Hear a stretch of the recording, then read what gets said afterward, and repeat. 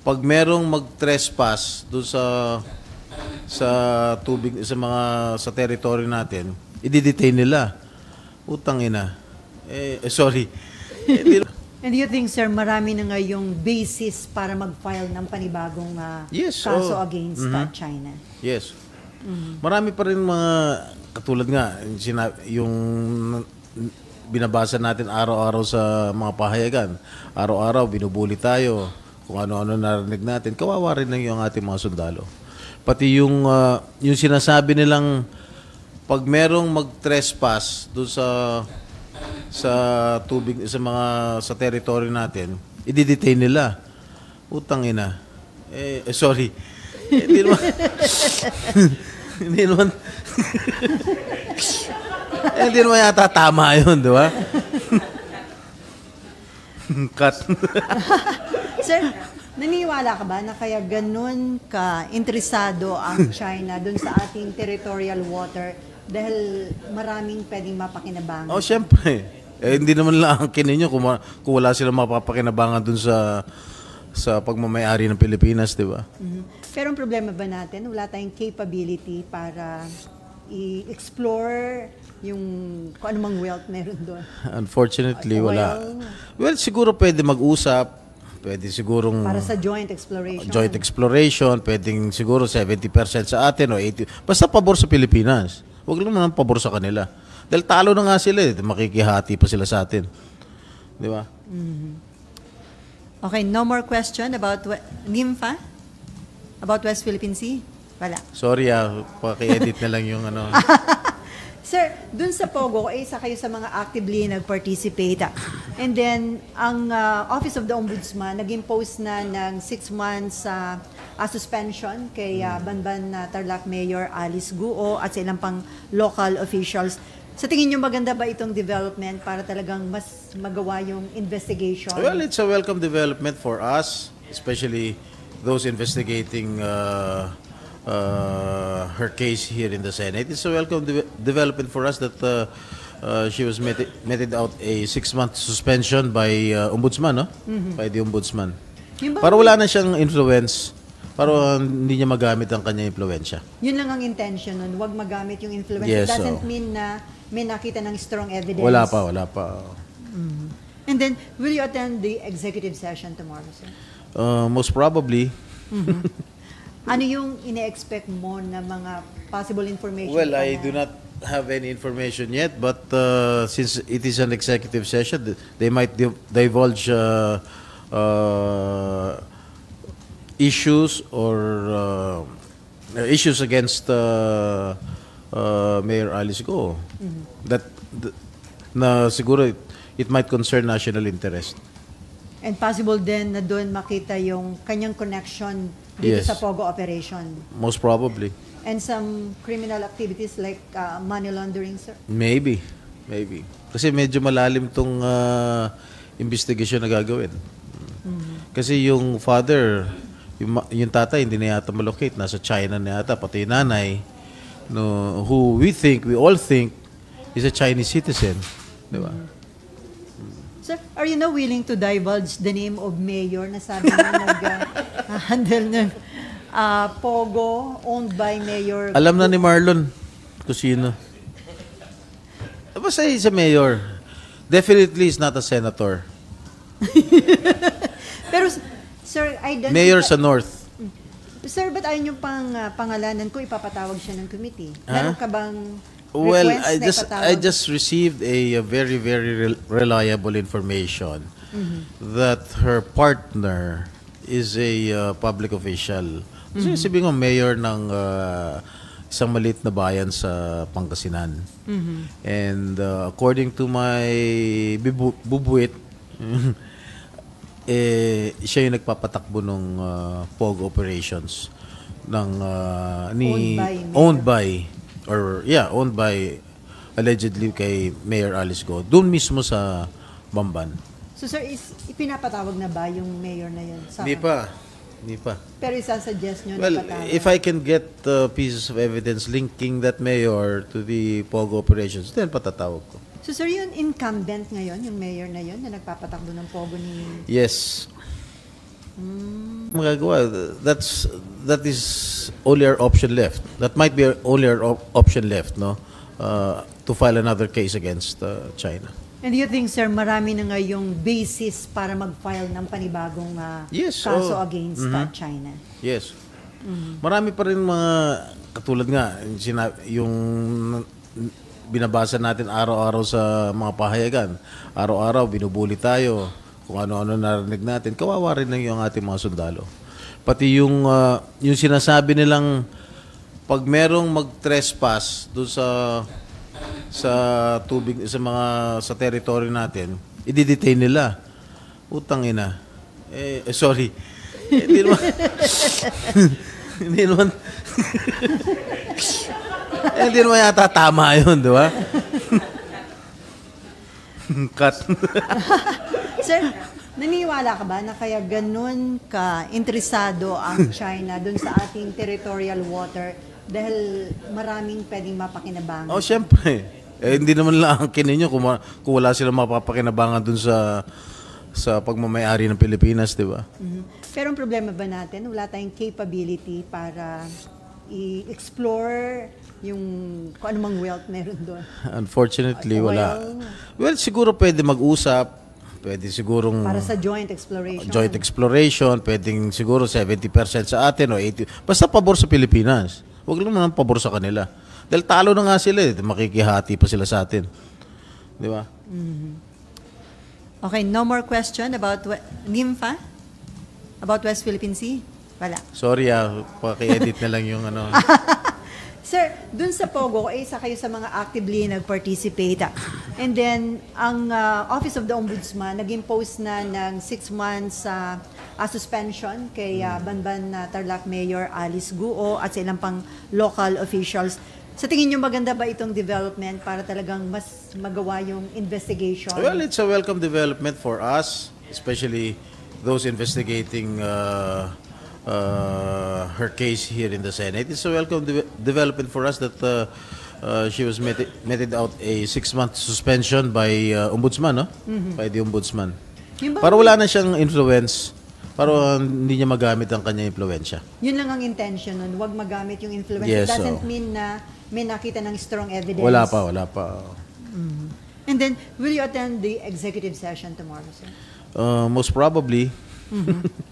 Ano yung ine-expect mo na mga possible information? Well, I do not have any information yet, but since it is an executive session, they might divulge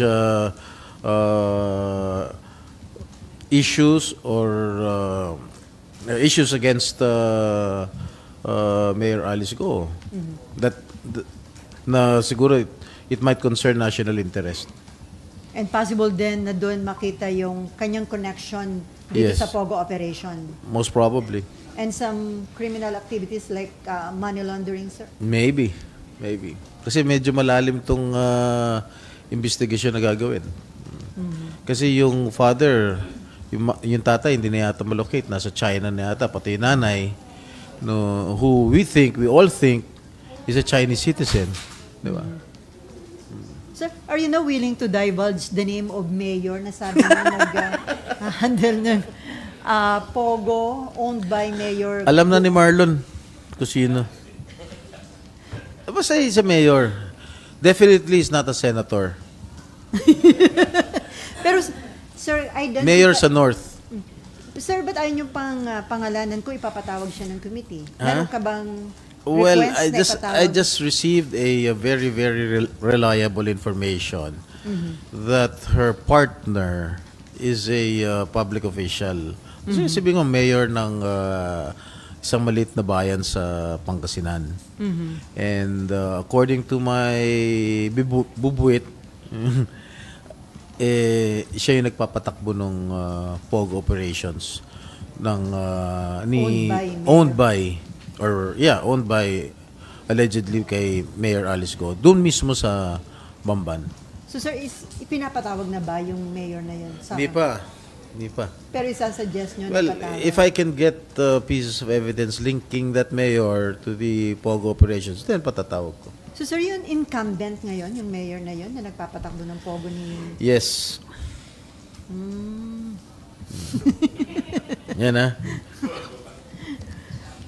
Pero nga sir, ano ba yung before sir parang hindi kayo pabor sa total ban ng Pogo. Pero ngayon na nakita niyo yung continuous criminal activities sa mga Pogo. Are you now Kasi yung stand ko before sa Pogo, sabi ko, dun sa mga accredited na may franchise o accredited ng PAGCOR, okay lang yun. Pero yung mga illegal, yun ang talagang tanggalin.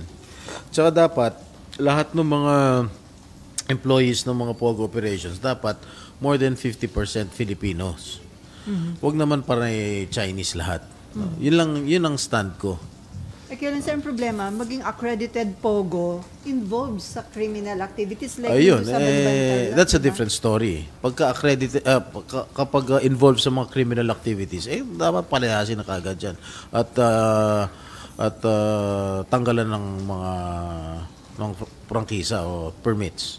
So yun lang ang dapat pa, hindi lahat, hindi wag ipagbawal totally. That is my opinion. Kasi, first of all, pagka more than 50% ang employee mo mga Pilipino, syempre, that generates jobs, di ba?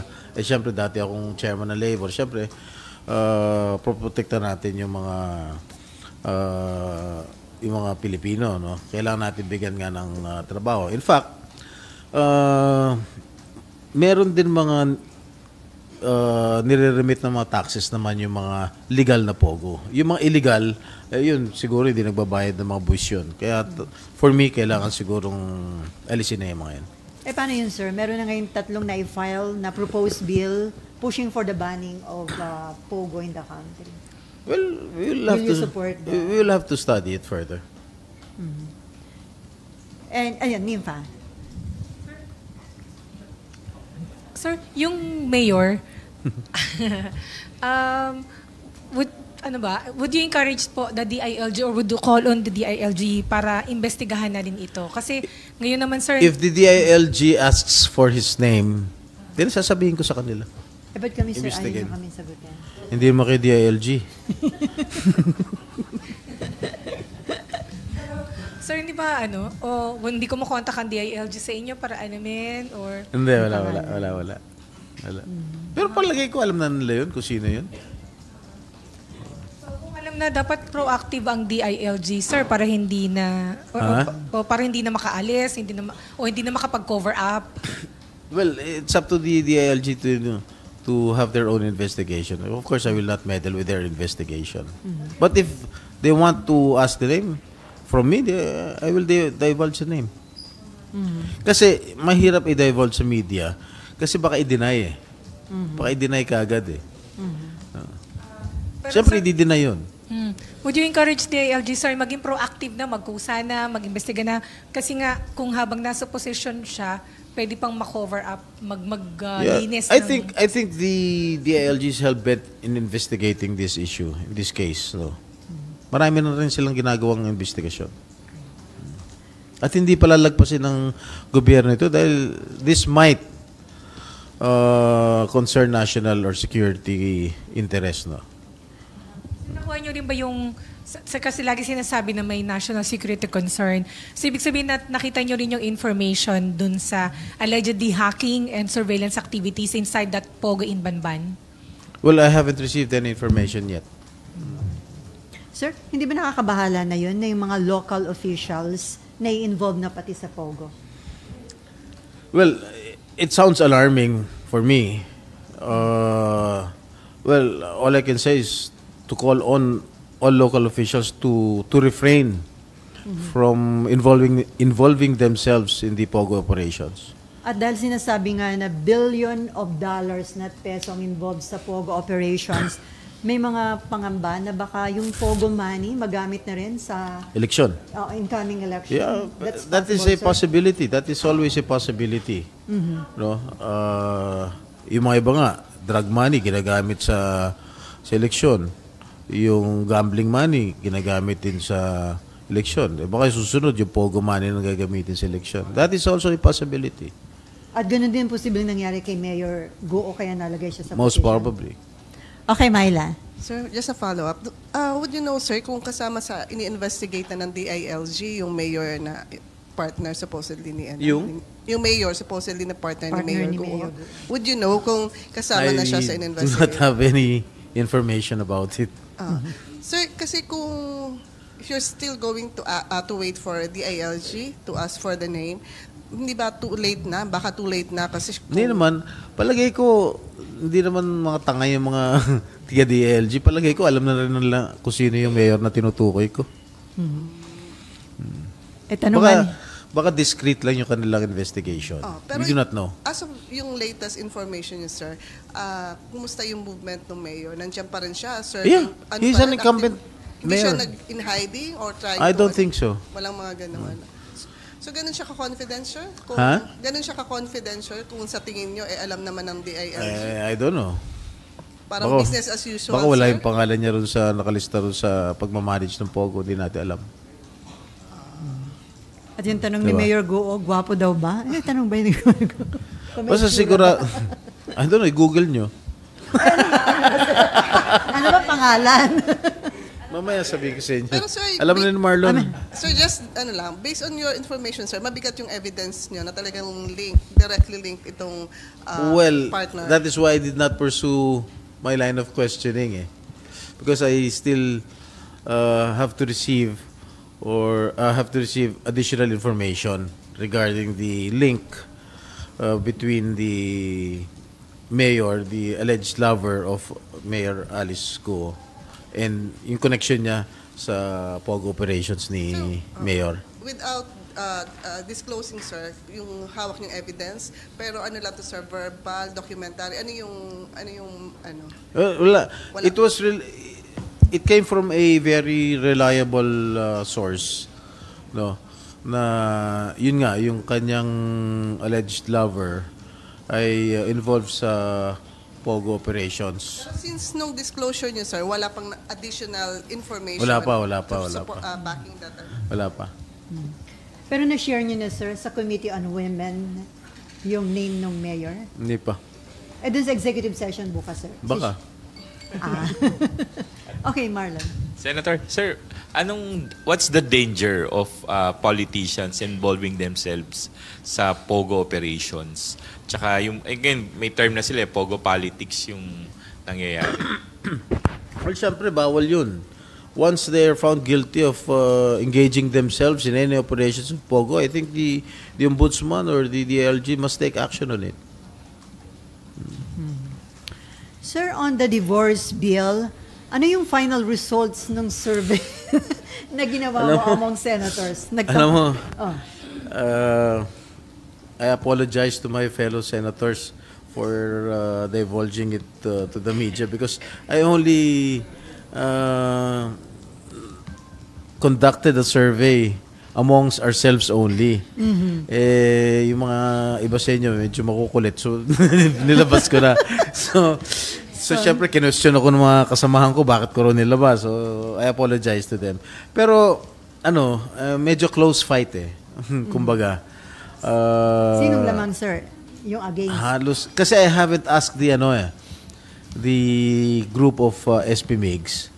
I only talked to Senator Joel. And of course, being a Christian, he's against the divorce bill. So yun lang na naisulat ko nga dun sa survey. I did not ask yet the position of former SP MIGs, Senator Lawrence, Senator JV, Senator Gatchalian, and Senator Nancy. Sani Angara. And Senator Sani Angara.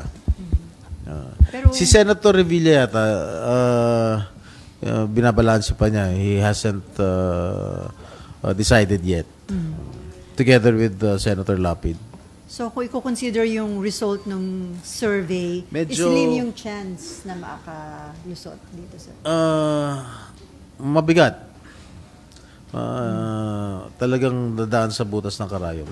So, sir, ikaw, against ka, pero kung magkaroon ng mga amendments yung proposed divorce, Well, I will just explain my position why I am against the divorce bill. Simple lang yan. I am a devout Catholic. I was educated from a Catholic school, a Jesuit-educated school. And I adhere to the teachings of our Catholic Church. Period. Yun lang yung sa akin. At the reason why I also am against divorce is that pwede naman mag-annulment. Kaya lang, marami nagre-reklamo, mahal-mahal magpa-annulment, mahal-mahal. Di, gawa na lang tayo ng batas para mapadali ang annulment. Para mas mura para sa ating mga kababayan at expedite yung mga annulment cases. Yun lang naman yung sa akin. So kahit anong version yung ma-approve dito, you will vote against it? Yes. Okay. Sir, on the Senate, meron pa about divorce? Although, incidentally, we are only the country in the world na walang divorce bill, except for Vatican, of course, and the Philippines. But still, Myla and then Nimpa? Sir, so ngayon, sir, ano na yung last... Ngayon, sir, ano na yung direction ng divorce? Meron na bang anong leadership? kayo na nagsasurvey eh. Hindi, I mean, sir, wala, kasi may appeal, sir, naggalawin na kasi nakapending siya sa Committee on Rules. So ano, sir, yung may directive ba, sir? May? May directive ba, sir, ang... Wala. That is not our priority bill. That is not our priority bill. Wala, kasi nung pinasa ng House yan, nung third reading, pero just na-curious lang ako kung ano position ng mga kasamahan ko dito sa Senado with regard to divorce bill. Kaya nagte-text ako sa group chat namin, tinatanong ko ano position lang sa divorce bill. So they answered naman. Sir, pero ang pagkakamali ko na-divulge ko sa inyo. Sir, pero while doing the survey, sir, may discussion, na-discuss niyo ba, sir, kay Senator Tolentino, kasi siya na yung Committee on Rules, kung ano yung plano dun sa nakapending na bill?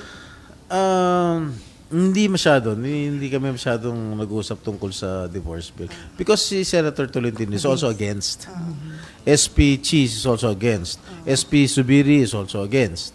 No, marami naman against sa divorce bill. Yung mga umuo na they will support the divorce bill, syempre, si Senator Robin is the author of the divorce bill together with, I think, Senator Risa. And si Senator Raffy Tulfo is also for the divorce bill. Pero sir, sorry hindi ako familiar. Pero ano ba yung rules natin, sir? Anong rules natin, sir? For how long po pwedeng nakapending sa isang committee ang isang bill? Matagal na nakapending. Yun nga, sir. Nung araw pa yan eh. 2020, ano? Pwede naman tulugan? Months? Pwede upuan. So walang sir? Wala. Pero ngayon, sa change of leadership, unahin namin yung mga priority bills. Yung comment na, sir, na yung divorce bill naman, kahit may divorce bill o walang divorce bill, hindi naman makakatulong sa kumakalam na tiyan yan. So yung bang remark mo na pwedeng tulugan, is that a suggestion? Yung? Pwedeng tulugan. Suggestion niyo ba, sir, yun? Wala akong sinasuggest na gano'n. Pero sinasabi possible din nangyayari yun, sir. Oo naman. So it means sa resumption ng session sa July, hindi niyo na-expect na may sponsoran sa plenary? That is not the priority bill of the Senate. I don't think so. Okay. Nympha? Sir, sabi nyo, make annulment affordable na lang. Paano po yun? Paano magiging affordable, sir, yung annulment? Wala naman ako experience yan sa annulment, no? Maraming nagsasabi, kasi yung aking kapatid, inannul yung kanilang marriage. Mahaba yung proseso, no? Kailan paiklian yung proseso, tsaka mahal na yata yung mga binabayad, yung mga fees, kung ano-ano yung mga fees na sinisingil. Siguro pwede natin babaan, tsaka siguro we'll draw a mechanism na kung pwedeng expedite kaagad yung mga annulment cases, mga pending annulment cases natin dito sa Pilipinas. Sir, may proposal nga, make it free. Gawin daw libre. Sir, payagan daw ang Public Attorney's Office na mag-handle. Public Attorney's Office? Siyempre, sa ating mga kababayang may hirap, siguro they can avail of the services of PAO. So yung kailangan pa ng gawan? Kailangan paggawa ng batas yun, sir. Oo. Of course. Sir, after the Senate leadership, yung nag-change ng Senate leadership, how's the relationship ng majority dun sa Solid 7? Okay naman. Siyempre, we are all called honorable people here, in the men and women here in the Senate. Siyempre, we are civil with each other. Wala naman violent reaction. Wala naman ganun. Pero ramdam niyo ba yung sama nila? Yes, of course. I feel for them. And then, there's a statement po ni former Senate President Subiri.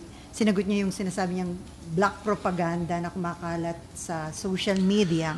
Well, the videos that have been circulating in the social media, matagal na yun eh. I even called the attention of SP Subiri before na marami mga kumakalat nga na mga black props against him. Matagal na yun.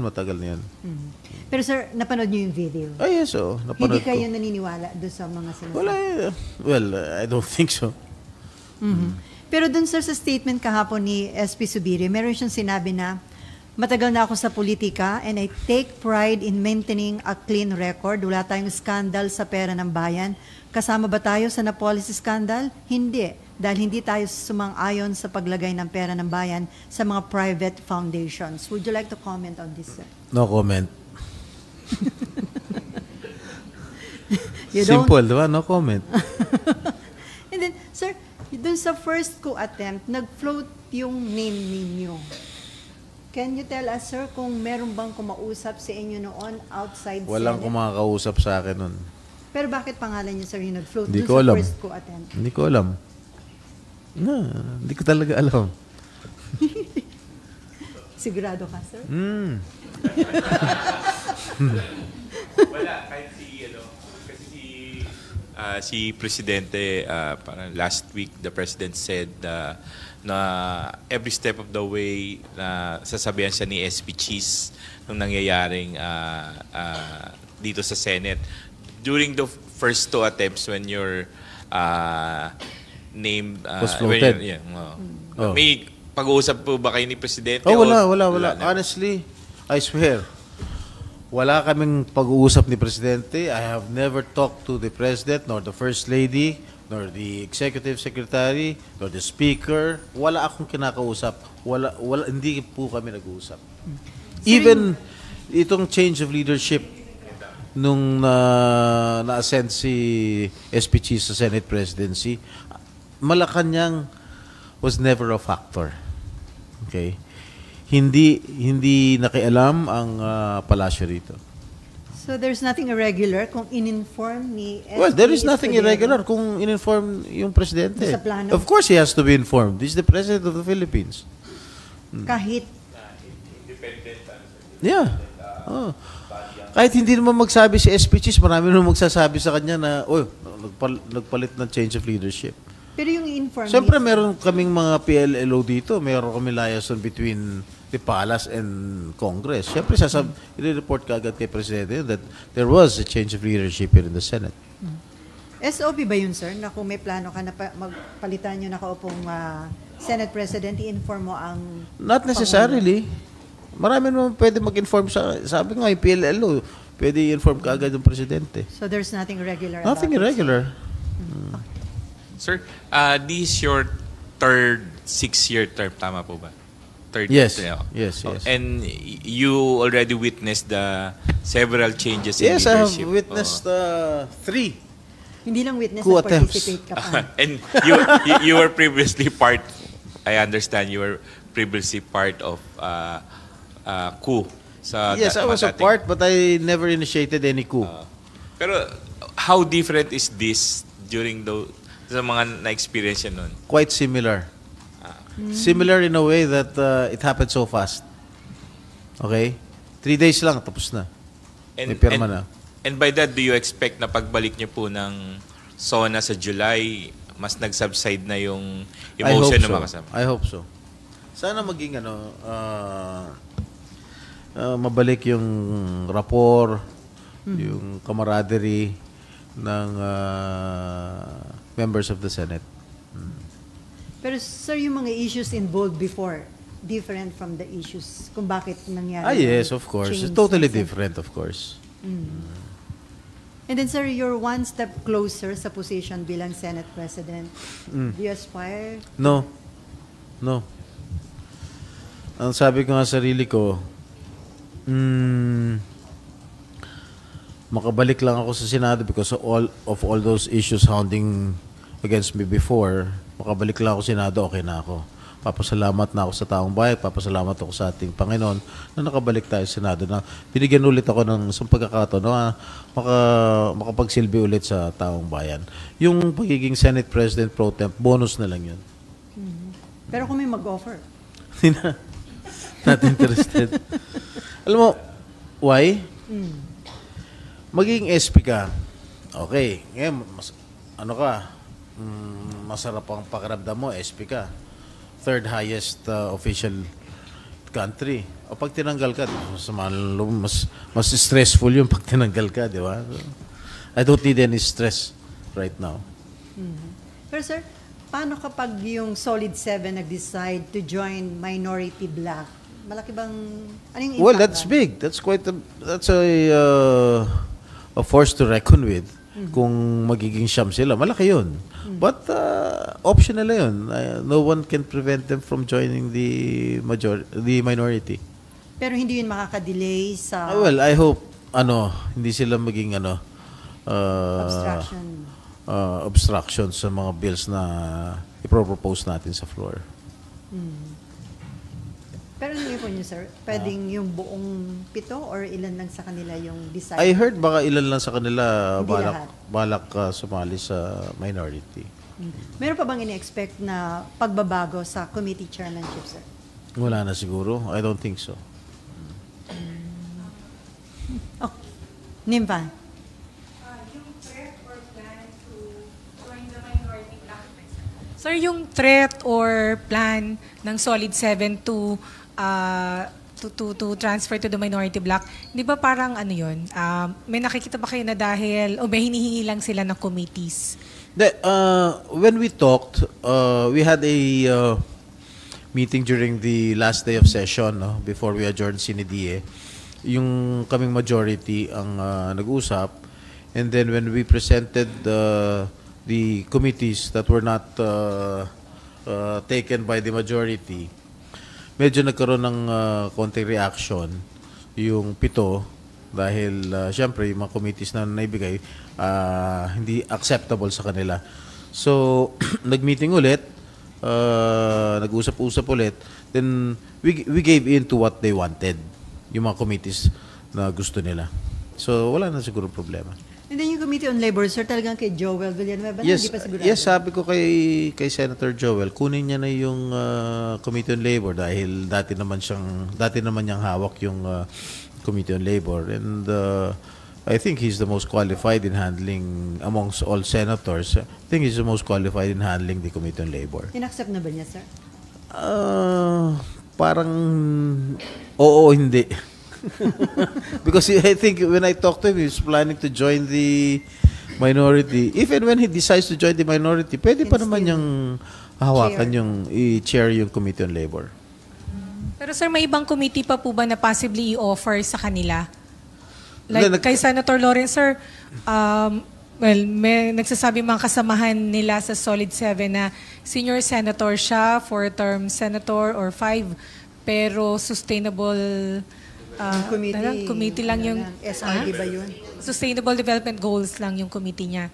Well, hindi naman tinanggal sa kanya yung meron pa siya sa committee. Ano ba yung committee niya? Culture. Yeah, hindi naman tinanggal sa kanya. Yun ang kanyang advocacy. Advocacy. So, hindi naman namin tinanggal sa kanya. Pero sir, possible pa rin ang mabigyan sila ng additional. Nagkasundo na eh. Wala na yatang may bibigay. Sir, anong chance nung proposed reform sa pension plan ng MUP na ma-approve before the year end? Well, sisikapin ko na maisabatas yung MUP pension bill. And this has been long overdue. And I think the government badly needs this bill in order to avoid bleeding the coffers of our government. Ano po ba yung problema? Well, merong mga konting problema lang tungkol sa increase ng salaries ng mga MUPs, and that for sure maayos naman natin yung problema yan. Marlon? Sir, may we know the concerns addressed the concerns raised by SOF Recto regarding the MUP, and were you able to address these Yes, concerns? no. In fact, when I had a meeting with Secretary Recto together with his staff, yung mga kanyang mga undersecretaries, they are supportive of the Senate bill, no. Lahat kasi nandun na, kompleto na yung nung nagkaroon kami ng mga consultations with my office and the stakeholders concerned, not only the military, not only the armed forces, together with the police, Coast Guard, Bureau of Fire, Bureau of Jail, NAMRIA. Lahat yan ay kinausap po namin. Nagkaroon kami ng consultations and dialogues with all stakeholders concerned. And they approved of they are in full support of the Senate bill. Sir, di ba parang may proposal? Kasi at least ang AFP, meron silang mga kinikita, meron silang Hindi, revenue. kasi ang ngayon, yung pension, hindi po maapektuhan yung mga active service ngayon. Pati yung mga pensioners, yung mga retirado, hindi rin po magagalaw yung kanilang pensyon. Ang papatawan lang natin ng New kontribusyon, entrants. yung mga bagong salta. Yung tinatawag natin new entrants. Okay? Ngayon, yung new entrants, 7% lang sa base pay ang kukunin. 14% ang sasagutin ng gobyerno. Whereas dun sa remaining stakeholders concerned like the police, NAMRIA, Coast Guard, Jail, and Fire, 9% ang kanilang babayaran sa base pay sa kanilang sweldo. At 12% ang abonohan ng gobyerno. Ngayon, nagrereklamo ngayon yung mga iba.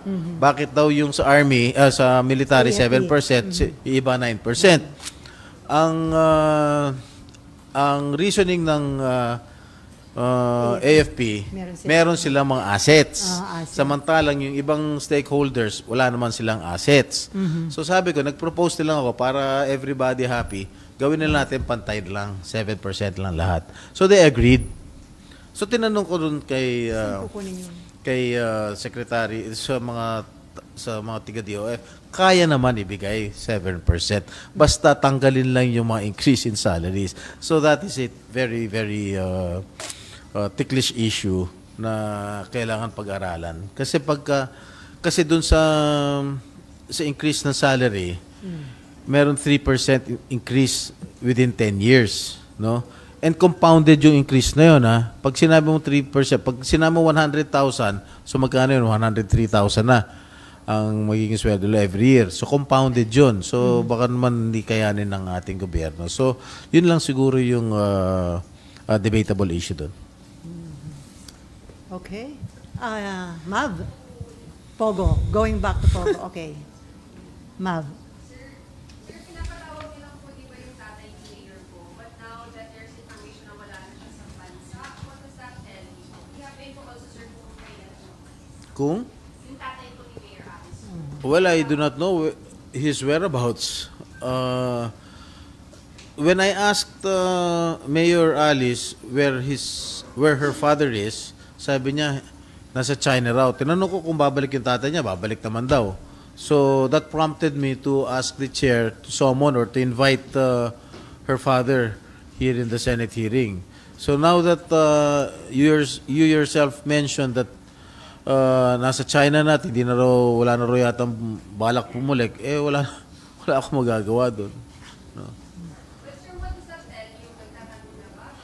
Well, palagay ko, he's avoiding it. They're trying to avoid these Senate investigations here. Isa rin proposal na DNA test, although hindi na pa yata Yung? possible yung DNA test dun sa kay, hindi na ba mahanap? Nawawala na. Yung? Who proposed the DNA test? Is Senator Win Gatchalian. what Pero hindi na yata is the possible. reason why he proposed it? malaman, sir, Kung yun talaga nanay, yung biological mother. biological mother. Well, that might help kung papa-DNA. But at any rate, I filed a bill just today dahil dun sa Delayed Registration of Birth Act. An act strengthen the system of filing of delayed registration of birth in the country, amending for the purpose Act number 3753. Kasi yung existing law tungkol dun sa delayed registration, obsolete na, 1930 pa. November 26, 1930. So, obsolete na yung mga provisions dun sa Delayed Registration of Birth Act. sir, So, marami under your- tayong binago, inamendahan dun sa existing laws. So under your proposed bill, kinakailangan yung registration kailan after birth? Yes, merong mga fines dito kasi ang fine Para sa late yung registration. yung penal clause dun sa existing law 200 pesos lang. Itinaas nyo na yan, sir. Oo, tinaas natin sa nasa na yun? 100,000 to 250,000 just to be attuned in our times kasi 200 baka 200, di ba? So, mas magkakaroon ng ngipin pag nag-violate ka dito sa batas na ito. No? Ang penalty, sir, dun lang sa late nag-register, paano yung... Ay, mga false Agents- statement. How about the agencies involved? Yeah, meron ba sa dito? Well, I'll just give you a copy of the bill so you can peruse it. Right? So, sa resulta na ito nung hearing kay Mayor Yes, Buo, yes. so under the existing law, walang liabilities? Walang Mayor ngipin. Buo? Walang ngipin itong existing law tungkol sa delayed registration. Okay, may Ann. Nandiyan sa bill na pinili, ano na yung mga Highlights? basis para tanggapin siya sa late registration? Para? Para tanggapin siya as late na nagpa-register. Wait. Okay. Kailan late? Yung existing law, yung Act number 3753 or the law on registry of civil status, it was signed in November of 1930. This law does not contain a specific provision for the requirements and procedures for delayed registration of birth.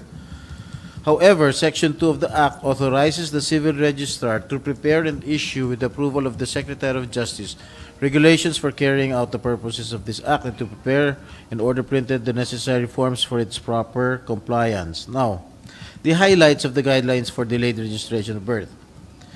It enumerated the requirements on filing delayed registration of birth for persons whose parents are both Filipino citizens, for persons whose one of the parents is a foreigner, for persons whose delayed registration of birth is filed in her behalf by another person. Then, marami kasing mga highlights kung babasahin ko masyadong mahaba. Pero sir, under your proposal, Under my proposal, sandali my bill enhanced the provisions of the said guidelines by including the following provisions. The term negative certification of birth record was defined, which was derived from the definition of the PSA in Philippine Statistics Authority. The submission of the certificate of, hindi lang ito birth kundi pati marriage tsaka death certificate. All in one ito, 3-in-1 na ito, no? Hindi lang tungkol sa birth certificate ito. So the submission of the certificate of marriage of the parents, if the child is legitimate, and birth certificate of the parents are made as a requirement not only for persons whose one of the parents is a foreigner, but also for persons whose parents are both Filipino citizens. Yun, maraming mga highlights, so bibigay ko lang sa inyo. Pero sir, may certain period ba na kailangan ma-register mo kung halimbawa pinanganak, namatay, kinasal? Within 30 days. Yeah. Within 30 days, you have to file it. Or else, ibig sabihin nun, delayed registration. So na. may penalty na. May penalty after na. 30 days? Yes. Wala. Okay. Pag false statement, may penalty na 250,000 up to 100,000 up to 250,000. Pag delayed, okay. Pagka delayed, I think it's still allowed, but okay, you have to indicate what was the reason why it was delayed. Bakit delayed? Bakit incorrect details yung nalagay doon. So, ang penalty lang para sa mga false Yes. information. Pero yung delayed, wala. Wala. Pero required at least 30 days registration. Under the existing law, ganun din, 30 days. Pero walang penalty ang delay. Wala. Okay. Okay, Amab. Yung pinagit lang po si Sen. Lauren, na hindi niya pa man po yung sindikato na sa PSA. Sir, do you think with the bill that you filed today, mawawala yung naman po yung sindikato? Well, I hope so. Kasi tama naman yung sinasabi ni Senator Lauren. Marami ng mga sindikato. Siguro may mga sindikato na sa DFA, yung mga nag-i-issue ng mga passport. Sa mga immigration. Chinese nationals na hindi naman talaga Pilipino, na hindi marunong managalog. So, yung civil registry, kung ano-ano mga ini-issue mga peke. Para dapat matigil na itong mga sindikatong to. Paano nga, sir? And I hope this can be a deterrent dito sa mga sindikatong ito. Okay, Marlon. Several of your colleagues have been calling for total ban. What's your position on that? I already stated my position. Pero right now, after what happened to... My decision or my opinion still stands. Pero yung binabanggit po nila Senwin, kung hindi may papasa dahil mas matagal yung pagpasa ng batas banning pogos, they would rather have the president issue an executive order banning pogos in the country. Well, the president can do that anytime. If he wants to ban pogo in our country, he can do that. He does not need any legislation. Sir, balikan ko yung sinabi ni Ma'am, yung sinabi nga ni Senator Lauren na possible may sindikato na sa ilang agencies. So, indication ito na talamak pa rin yung corruption sa ilang government agencies. Yes. Kasi Meron. may money involved para pumayag sila, di ba?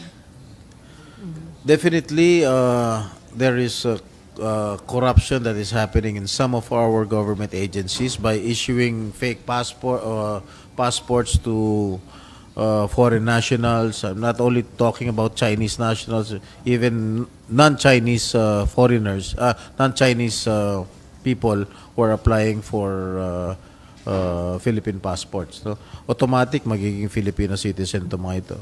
So, what should be done to prevent this? Or to Well, I address hope this bill of mine that I just filed a while ago will prevent or will serve as a deterrent to it. Nympha. Pwede sa bill ninyo, meron bang provision para ma-penalize yung mga local civil registrar? Yung mga Yung local civil registrars are negligent. Tatanggap lang ng Mga force. anong page? verifying kung false or Ano dito? Oo, meron. Penalty lang. Yes, dito sa aking bill, it's section 7. In addition, if the person who violated the provisions of this act is a public official, he or she shall be dismissed from service and shall suffer perpetual absolute disqualification to hold public office.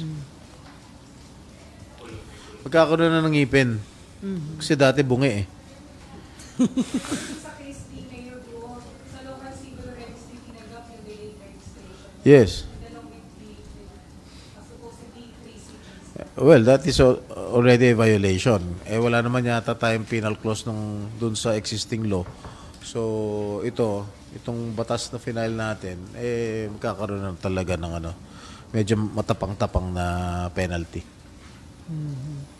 Okay? No more? Danielle. Nagturo. Danielle? Use the microphone. Wala kang tanong. Danielle from PTV4. Ano?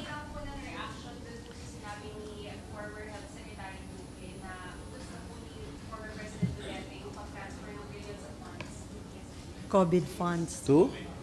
Yung paglipat ng COVID funds from DOH to PSDBM, inamin ni former Secretary Duque. Oh. So, inilaglag ba niya si dating Pangulong Duterte? Well, I'm not privy to it. You're not part of the... I'm not part of it. I mean, I'm not privy to it. Hindi pa naman ako senador nung panahon ni President Duterte. So, I will not comment on it na lang. Pero may implication yun, sir. I don't know. Hindi ko alam. Okay?